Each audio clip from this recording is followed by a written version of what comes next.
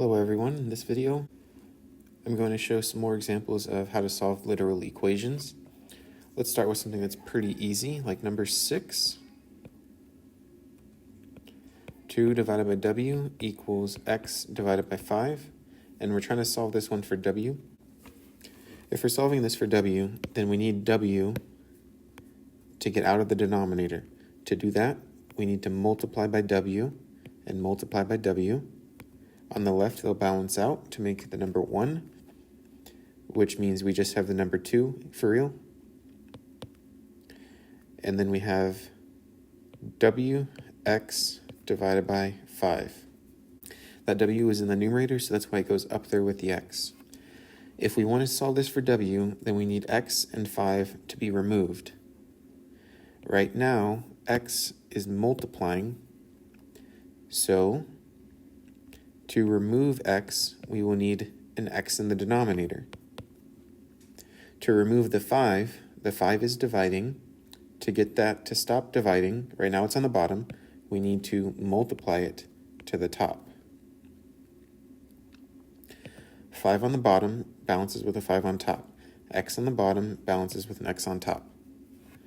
That's going to leave you with just the w on the right is equal to 5 times 2 makes 10 divided by x.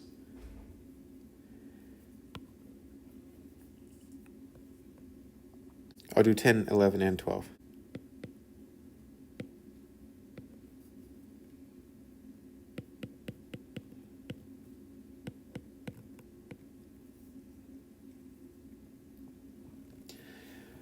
On number 10, it wants you to solve for x.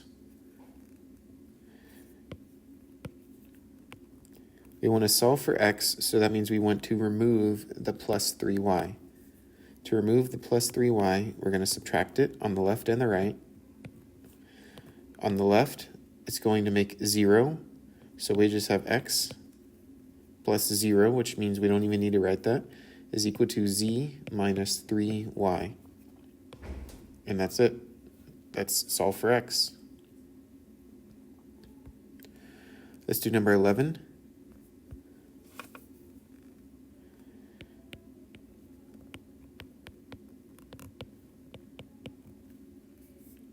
We're going to solve number 11 for x. So just like we've been doing, to where we start from the farthest thing away, we're going to subtract the b.